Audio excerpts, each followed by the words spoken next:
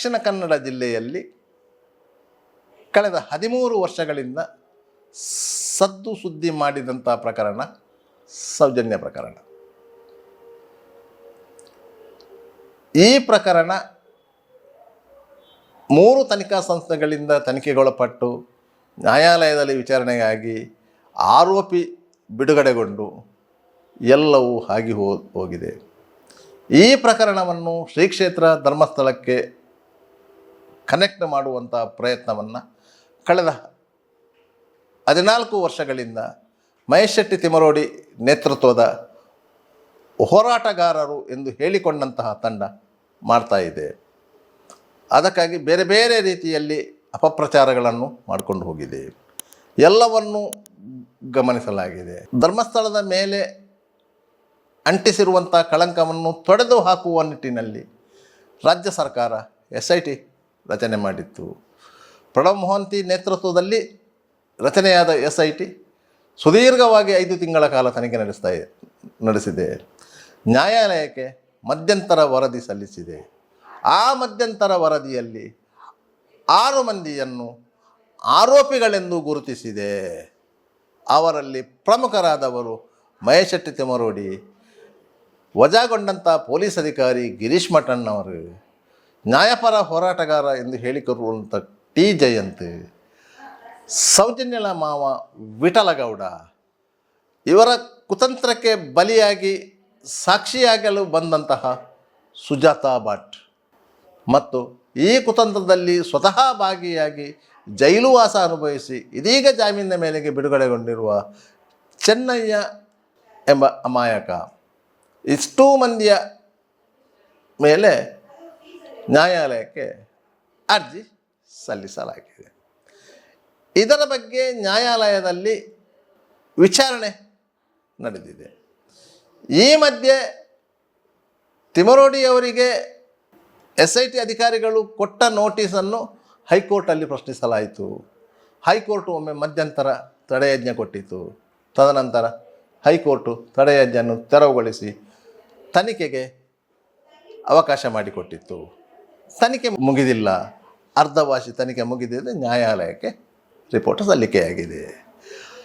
February 5ರಂದು ಈ ರಿಪೋರ್ಟ್ನ ಆಧಾರದಲ್ಲಿ ಮಹತ್ವದ ಆದೇಶವನ್ನು ಬೆಳ್ತಂಗಡಿ ನ್ಯಾಯಾಲಯ ನೀಡಲಿದೆ. ಬೆಳ್ತಂಗಡಿ ನ್ಯಾಯಾಧೀಶರು ತರಬೇತಿಯ ಹಿನ್ನೆಲೆಯಲ್ಲಿ ರಜೆಯಲ್ಲಿ ಹೋಗಿದ್ದಾರೆ. ಬಂಟ್ವಾಳದ ಸೀನಿಯರ್ ಸಿವಿಲ್ ಜಡ್ಜ್ ನ್ಯಾಯಾಧೀಶರು ಪ್ರಭಾರದಲ್ಲಿದ್ದಾರೆ. ಅವರು ಕಳೆದ ದಿನಾಂಕದಂದು ವಿಚಾರಣೆಯನ್ನು ಕೈಗೆತ್ತಿಕೊಂಡಿದ್ದರು. ಸಮಯದ ಅಭಾವ ಇತ್ತು. ಫೆಬ್ರವರಿ 5ನೇ ತಾರೀಕಿಗೆ ಈ ಕೇಸನ್ನು ಮುಂದೂಡಲಾಗಿದೆ. ಆವತ್ತು ಆ SIT ಸಲ್ಲಿಸಿರುವಂತಹ ವರದಿಯ ಮೇಲೆ ಏನು ಕ್ರಮ ಕೈಗೊಳ್ಳಬೇಕು ಎನ್ನುವುದನ್ನು ನ್ಯಾಯಾಲಯ ನಿರ್ಧರಿಸಲಿದೆ. ಯಾಕಂತ ಹೇಳಿದರೆ ಆ ವರದಿಯನ್ನು ಕಾಸಿಗೇಬಲ್ ಪ್ರಕರಣವಾಗಿ ನ್ಯಾಯಾಲಯ ದಾಖಲಿಸಿಕೊಳ್ಳಲಿದೆ. ಒಂದು ವೇಳೆ ಆ ರೀತಿಯಾಗಿ ನ್ಯಾಯಾಲಯ ದಾಖಲಿಸಿಕೊಂಡರೆ ಯಾರು ಆರೋಪಿಗಳು ಎಂದು SIT ತನಿಖಾಧಿಕಾರಿಗಳು ನಮೂದಿಸಿದ್ದಾರೋ ಅಷ್ಟೂ ಮಂದಿಗೆ ಸಮನ್ಸ್ ಜಾರಿಯಾಗಲಿದೆ. ಆ ಸಮನ್ಸಿಗೆ ಆರೋಪಿಗಳು ನ್ಯಾಯಾಲಯಕ್ಕೆ ಹಾಜರಾಗಬೇಕಾಗುತ್ತದೆ. ಇಂತಹ ಸಂದರ್ಭದಲ್ಲಿ ತನಿಖೆಯನ್ನು ಕಾದಿರಿಸಿಕೊಂಡಿರುವಂಥ SIT ಅಧಿಕಾರಿಗಳು ಅಷ್ಟೂ ಮಂದಿಯನ್ನು ಕಸ್ಟಡಿಗೆ ಪಡೆದುಕೊಳ್ಳುವಂಥ ಸಾಧ್ಯತೆಗಳಿವೆ. ಆದ್ದರಿಂದ ಫೆಬ್ರವರಿ 5 ಬುರುಡೆ ಗ್ಯಾಂಗಿಗೆ ಬಿಗ್ ಡೇ ಆಗುವುದಂತೂ ಶತಸಿದ್ಧ. ಹಾಗಾದರೆ ಇಷ್ಟು 6 ತಿಂಗಳ ಕಾಲ SIT ತನಿಖೆ ನಡೆಸಿದೆ. ಎಲ್ಲರನ್ನೂ ವಿಚಾರಣೆಗೆ ನೋಟಿಸ್ ಕೊಟ್ಟು ಕರೆದಿದೆ. ಕೊನೆಯ ಹಂತದಲ್ಲಿ SIT ಮಹೇಶ್ ಶೆಟ್ಟಿ ತಿಮರೋಡಿಗೆ ಕೊಟ್ಟಂಥ ನೋಟಿಸು ಸೆಕ್ಷನ್ 35/3ಯಲ್ಲಿ ಕೊಟ್ಟಂಥ ನೋಟಿಸು ಇದು ಸ್ವಲ್ಪ ಗಂಭೀರವಾದದ್ದು. ಆದ್ದರಿಂದಲೇ ಆ ನೋಟಿಸನ್ನು ವಜಾ ಮಾಡಬೇಕು ಅಂತ ಹೇಳಿ ಹೈಕೋರ್ಟಿಗೆ ಹೋಗಿದ್ದದ್ದು ಮಹೇಶ್ ಶೆಟ್ಟಿ ತಿಮರೋಡಿ ಮತ್ತು ಅವರ ತಂಡ. ಯಾಕೆ ಹೋಯಿತು? ಇಡೀ ಪ್ರಕರಣದ ಮೂಲ ಕೇಂದ್ರವಾದಂತಹ ಬೆಳ್ತಂಗಡಿ ವೃತ್ತದ ವ್ಯಾಪ್ತಿಯಲ್ಲಿರುವಂತಹ ಧರ್ಮಸ್ಥಳ ಪೊಲೀಸ್ ಠಾಣೆಯಲ್ಲಿ ದಾಖಲಾದಂತಹ ಕ್ರೈಮ್ ನಂಬರ್ 39/2025 FIR ಅನ್ನು ರದ್ದುಗೊಳಿಸಬೇಕು ಅಂತ ಹೇಳಿ ಮಾನ್ಯ ನ್ಯಾಯಾಲಯ ಆ ಸಂದರ್ಭದಲ್ಲಿ ತಾತ್ಕಾಲಿಕ ತಡೆ ನೀಡಿತ್ತು. ಯಾಕಂತ ಹೇಳಿದರೆ ನಾನ್ ಕಾಸಿಗೇಬಲ್ ಒಫೆನ್ಸ್ನ ದೂರಿನ ಮೇರೆಗೆ ನ್ಯಾಯಾಲಯದ ಅನುಮತಿಯನ್ನು ಪಡೆಯದೆ FIR ದಾಖಲಿಸಲಾಗಿದೆ ಅಂತ ಹೇಳಿ ಹೈಕೋರ್ಟಿನಲ್ಲಿ ವಾದ ಮಂಡಿಸಲಾಗಿತ್ತು. ಆದ್ದರಿಂದಾಗಿ ತಾತ್ಕಾಲಿಕ ತಡೆ ಸಿಕ್ಕಿತ್ತು. ಆದರೆ SIT ಪರ ನ್ಯಾಯಾಲಯಕ್ಕೆ ಹಾಜರಾದಂತಹ SPP ಸ್ಪೆಷಲ್ ಪಬ್ಲಿಕ್ ಪ್ರಾಸಿಕ್ಯೂಟರ್ ಅವರು ಬೆಳ್ತಂಗಡಿ ನ್ಯಾಯಾಲಯ ಹೊರಡಿಸಿದ್ದಂತಹ ಆದೇಶದ ಪ್ರತಿಯನ್ನು ನ್ಯಾಯಾಲಯಕ್ಕೆ ಸಲ್ಲಿಸಿದ್ದರಿಂದ ಆ ತಡೆಯನ್ನು ತೆರವುಗೊಳಿಸಲಾಗಿತ್ತು. ಇದೀಗ ಆ ಪ್ರಕರಣದ ಅಂತಿಮ ಹಂತದ ವಿಚಾರಣೆ ಫೆಬ್ರವರಿ 5ರಂದು ಬೆಳ್ತಂಗಡಿ ನ್ಯಾಯಾಲಯದಲ್ಲಿ ನಡೆಯಲಿದೆ. ಬಂಟ್ವಾಳ ಸೀನಿಯರ್ ಸಿವಿಲ್ ಜಡ್ಜ್ ಅವರು ಪ್ರಕರಣದ ವಿಚಾರಣೆ ನಡೆಸಲಿದ್ದಾರೆ. ಬೆಂಗಳೂರಿನ ವಕೀಲರಾದ ರಾಜಶೇಖರ್ ಹಿಲಿಯಾರ್ ಅವರು ಶ್ರೀ ಕ್ಷೇತ್ರ ಧರ್ಮಸ್ಥಳದ ಪರವಾಗಿ ವಾದ ಮಂಡಿಸಲಿದ್ದಾರೆ. ಅದೇ ರೀತಿ ತಿಮರೋಡಿ ಆ್ಯಂಡ್ ಗ್ಯಾಂಗಿನ ಪರವಾಗಿ ಉಡುಪಿಯ ವಕೀಲರು, ಬೆಂಗಳೂರಿನ ವಕೀಲರು ಬರಲಿದ್ದಾರೆ. ವಾದ ಪ್ರತಿವಾದ ನಡೆದು ಆದೇಶ ಹೊರಬೀಳಿದೆ. ಒಟ್ಟಾರೆಯಾಗಿ ಆ ಆದೇಶ ಇಡೀ ಪ್ರಕರಣದ ದಿಕ್ಕು ದೆಸೆಯನ್ನು ನಿರ್ಧರಿಸಲಿದೆ.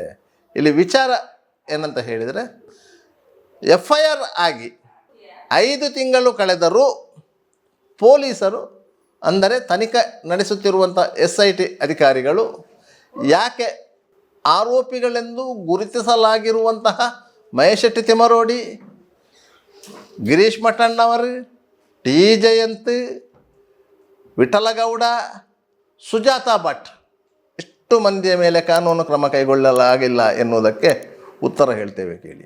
ಆರಂಭದಲ್ಲಿ ವಾಟ್ಸಪ್ ಮೂಲಕ ಹರಿದಾಡಿದಂಥ ಒಂದು ದೂರಿನ ಪ್ರತಿ ಬೆಂಗಳೂರಿನ 2 ವಕೀಲರು ಆ ಮಾಹಿತಿಯನ್ನು ಸಾಮಾಜಿಕ ಜಾಲತಾಣದಲ್ಲಿ ಹಂಚಿಕೊಂಡಿದ್ದರು. ಓಜಸ್ವಿ ಗೌಡ ಮತ್ತು ಸಚಿನ್ ದೇಶಪಾಂಡೆ. ಧರ್ಮಸ್ಥಳ ಪೊಲೀಸರು ಆ ವಕೀಲರನ್ನು ಸಂಪರ್ಕ ಮಾಡಿದಾಗ ಅವರು SP ಕಚೇರಿಗೆ ಬಂದರು. SP ಅವರು ರಜೆಯಲ್ಲಿದ್ದರು, ವಾಪಸ್ ಹೋದರು.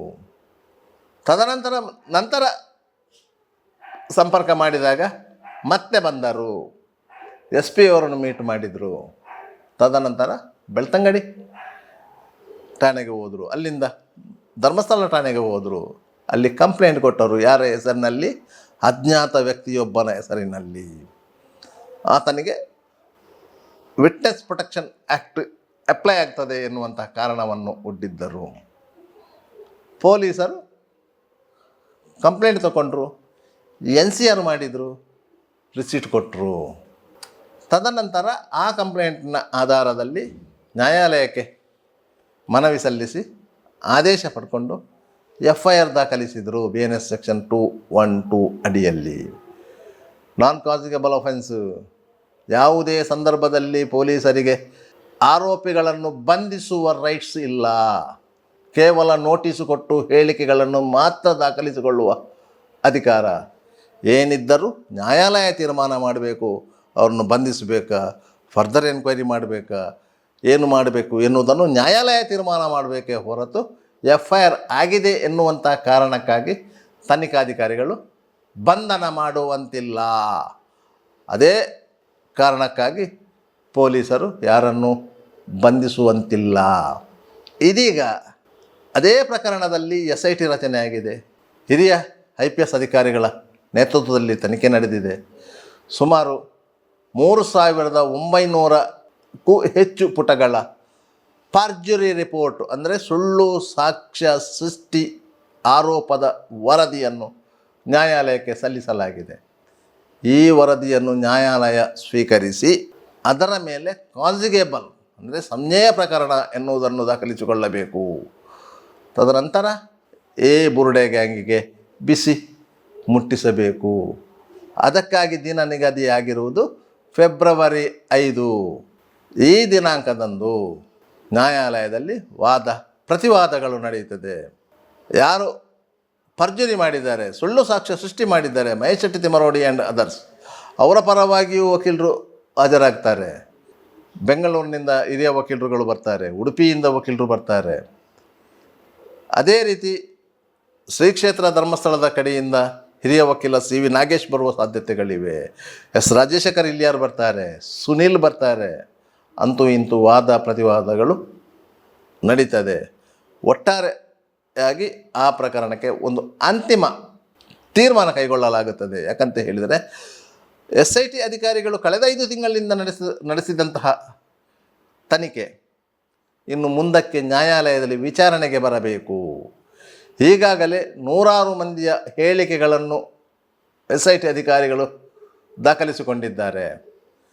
ಇದು ಶ್ರೀ ಕ್ಷೇತ್ರ ಧರ್ಮಸ್ಥಳದ ವಿರುದ್ಧ ವ್ಯವಸ್ಥಿತ ರೀತಿಯಲ್ಲಿ ನಡೆಸಿದ ಷಡ್ಯಂತ್ರ ಎನ್ನುವುದು ದಾಖಲಾಗಿದೆ. ದೂರುದಾರ ಚೆನ್ನಯ್ಯ ಆರೋಪಿಯಾಗಿ ಬದಲಾಗಿದ್ದಾನೆ. ದೂರು ನೀಡುವಾಗ ತಂದಿದ್ದಂತಹ ಬುರುಡೆಯ ಹಿನ್ನೆಲೆ SIT ತನಿಖೆಯಲ್ಲಿ ಬಯಲಾಗಿದೆ.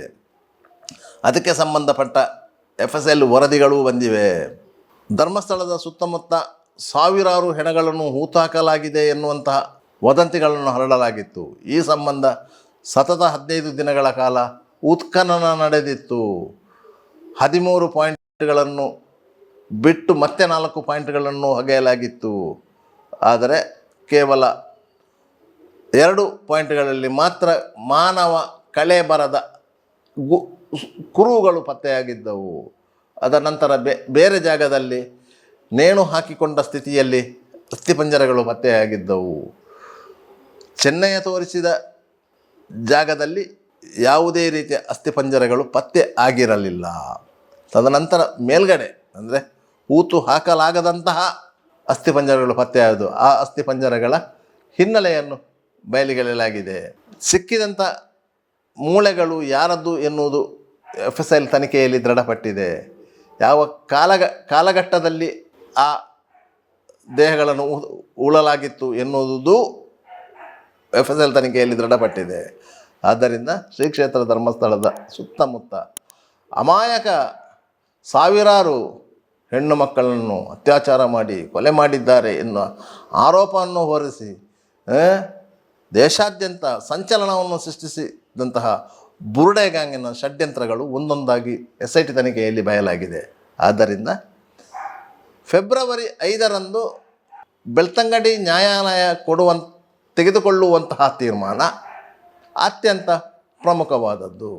ಆದ್ದರಿಂದ ಬುರುಡೆ ಗ್ಯಾಂಗಿಗೆ ಬಿಸಿ ನೀರು ಅಲ್ಲಿಂದ ಕಾಯಲು ಆರಂಭವಾಗುತ್ತದೆ. ಎಲ್ಲರೂ ಸಾಲು ಸಾಲಾಗಿ ಜೈಲಿಗೆ ಹೋಗುವಂತಹ ಸಾಧ್ಯತೆಗಳು ದಟ್ಟವಾಗಿದೆ.